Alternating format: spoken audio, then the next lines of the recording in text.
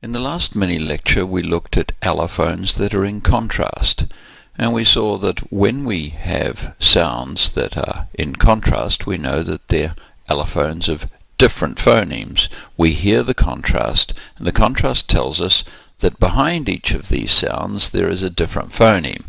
If we look at chin and jin, then ch is in contrast with j, and therefore ch is an allophone of a different phoneme from j.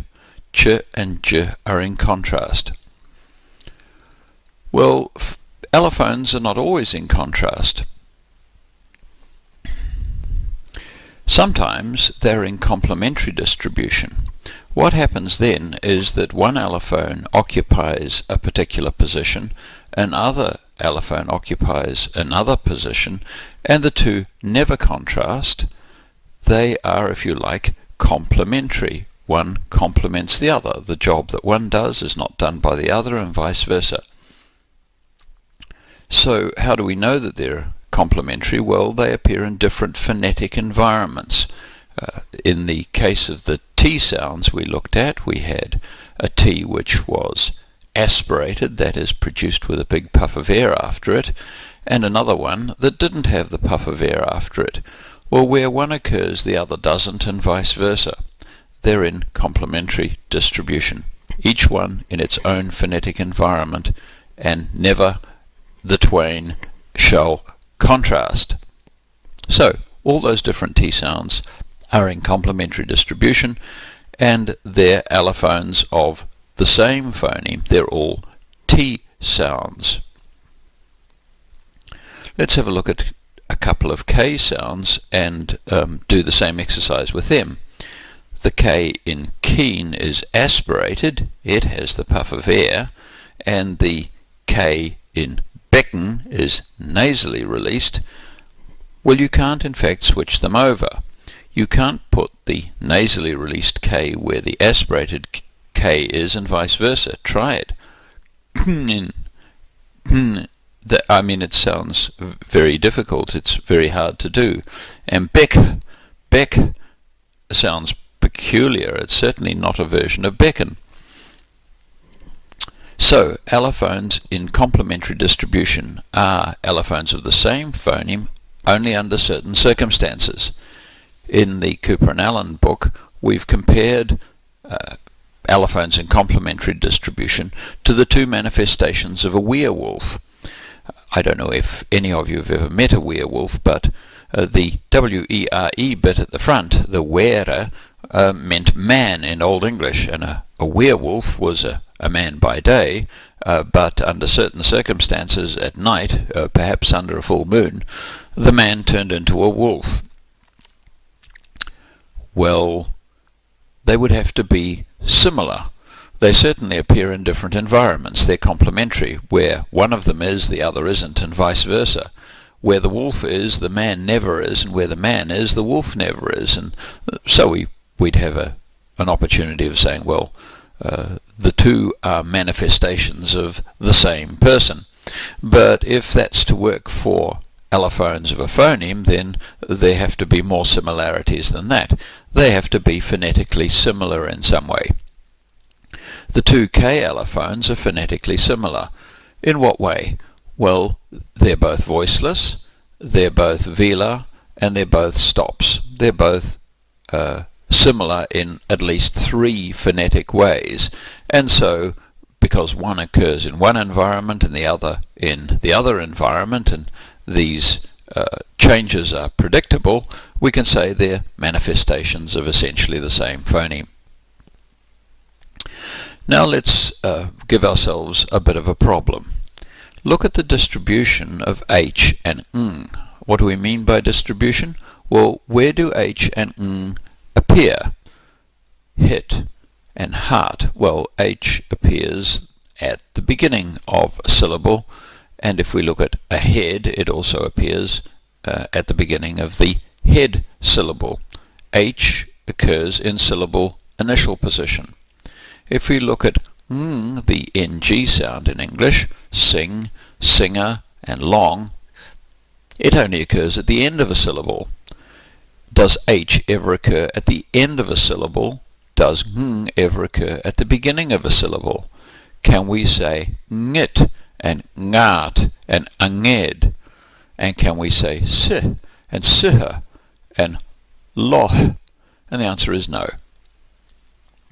These two are in fact in complementary distribution. We know one occurs syllable initially, the other occurs syllable finally, and they're in complementary distribution. Are they phonetically similar? Well, we'd have to look at a description of them. H is voiceless. Try it with your fingers on your throat. It's in fact a glottal fricative. It's just air passing through the glottis.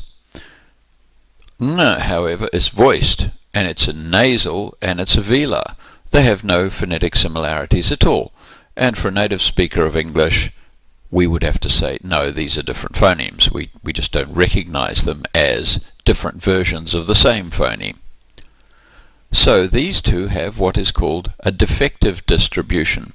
They don't occur in all the places where you would expect a consonant to appear. Now that is an English fact. In Maori, ng is not defectively distributed at all. It occurs at the beginning of syllables. So there's a girl's name in Maori called Ngaire, and there's ngata, and a whole lot of words that start with, if you like, ng. In Maori, ng appears where n and m also appear in English, at the beginning of syllables and at the end of syllables. What about a case where a phoneme has similar allophones in one position, the other, and another phoneme has the same kind of manifestations, the same realizations of a phoneme? What we get there is parallel distribution. We looked earlier at the T phoneme and the K phoneme. They are both voiceless stops, voiceless oral stops, and they have the same kinds of allophones in the same kinds of phonetic environment. For example, initially in a syllable by themselves, both t and k are aspirated. So is p. So p, t, and k, the voiceless stops, all have an aspirated allophone initially in a syllable. So they have a parallel distribution. Finally, in a word, they are often not released. Sick, sit, lock, they're not released. Again, the distribution is parallel. Between vowels, those three phonemes also have the same kinds of allophones, etc. So when we get sounds which are in parallel distribution, we look at all of the allophones and we say, well, these have a similar kind of distribution. The same kind of allophone appears in the same kind of phonetic environment. Then they can't be allophones of the same phoneme. Lastly, we've got something called free variation. Occasionally in language, much more commonly than one might think, there's some choice. It's not the phonetic environment that determines the allophone, but the speaker is free to choose from a variety of possibilities. Sometimes this happens with phonemes themselves. In English, you can either say economics or economics. You can say either or either. Well, what determines what you say? It's not the English language. For the English language, it's optional. You can say whichever you like. Free variation also takes place with allophones. For example, vowels aren't always pronounced in exactly the same situation. We're relatively free to move a phoneme about a little bit if it's a vowel.